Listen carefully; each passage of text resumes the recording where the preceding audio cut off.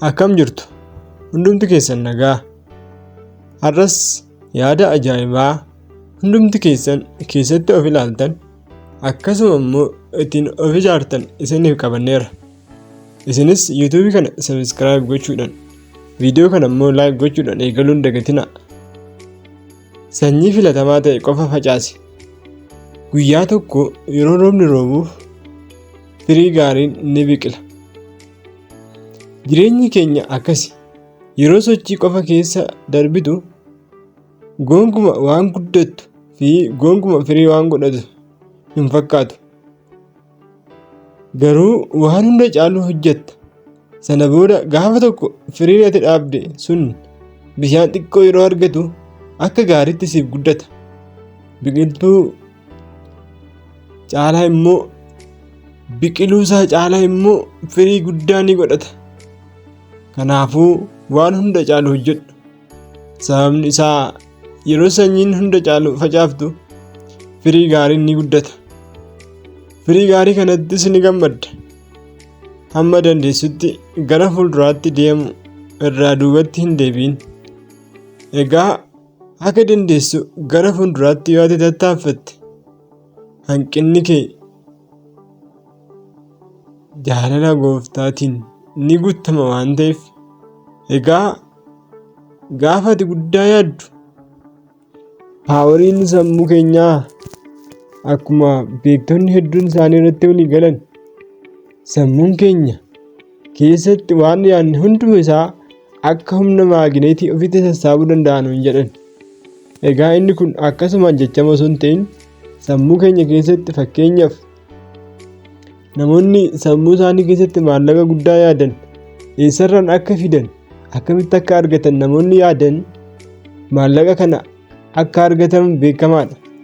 Akkasuma namoonni nama ajjeesuudhaaf maallaqa namaa saamuudhaaf ta'anii mala baasanis inni kun isaaniif milkaa'ee kan hojjetan hedduu isaanii jira.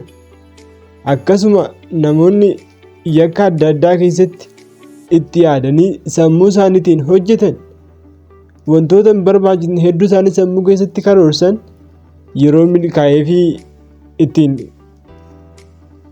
hidhamanii mana hidhaa keessa ta'an yookaan qabamanii ittiin dararaman argina.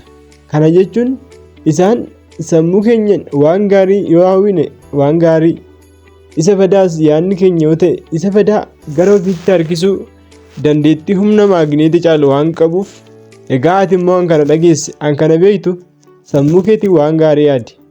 Kanaafidha sanyii filatamaa facaasi kan jenne. Sanyii filatamaa facaasuun firii filatamaa argachuufi. Egaa namtichi ingirdaada facaase kan inni haammatus ingirdaada qofa waan ta'eef. Kutadhu. Jireenyi kutannoo barbaada. Jireenya kee amma jiraataa jirtu bu'aa murtoo duraan ati gooteeti. Jireenya kee irratti murteessuu kee dura odeeffannoo namoota adda addaa fi madda odeeffannoo adda addaa murtoo kee keessatti si gargaaran irraa walitti qabadhu. Namoota murtoo kee waliin kallattiin wal qabsiisuu danda'an mariisisi. Garuu eenyullee akkasiin murteessu hin eeyyamin. Murteen kan kee fi kan kee qofa haa ta'u. Yeroo murteessitu garuu murteessa sirrii fi madaalawaa ta'e. Sammuu keetitti immoo irra caalmaan itti fayyadami. Uumaan dhala namaa waan hundumaa isaaf kenneera. Garuu jireenya keenya guyyaa guyyaa keessatti yaada gatii salphaa fi wantoota faayidaa hin qabne hojjennuun of dadhabsiisaa jirra. Kennaan hunda caalu sammuu keenya. Waan tokko hojjechuu kee dura beekumsaa fi ilaalcha gaariin sammuu kee guuti. Yeroo booda nama guutuu fi ajaa'ibaa kan homaa hin dadhabne taata. Egaa akkuma amma dubbanne sammuun keenya akka maagineetii humna guddaa gara ofiisaatti sassaabuu danda'u, isa yaade hundumaa kan galmaan gahuu danda'u. Egaa ciminni namaa humni nama tokkoo kan inni irratti xiyyeeffatu cimina qaamaa osoo hin ta'in cimina sammuu isaati irratti.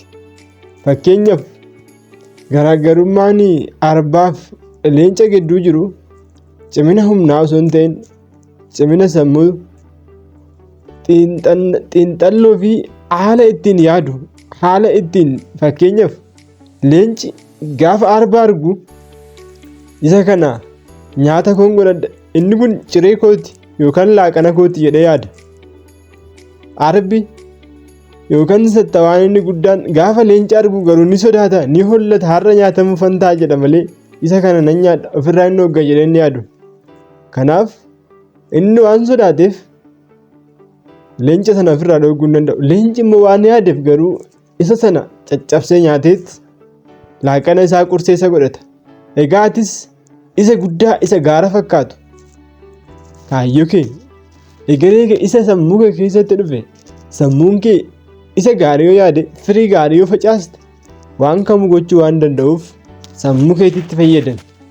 Ni dandeessaa yeroo kamuyyuu waan yaaddeera namus hin daangessu. Kanaaf iddoon har'a ati jirtu boruu keetii miti waan ta'eef iddoo har'aa jaalachaa injooyi gochaa boruuf guddaa karoorsaa isaaf hojjechuun dirqama sirra jirudha. YouTube kana subscribe gochuun dagatina. Yeroo gaarii.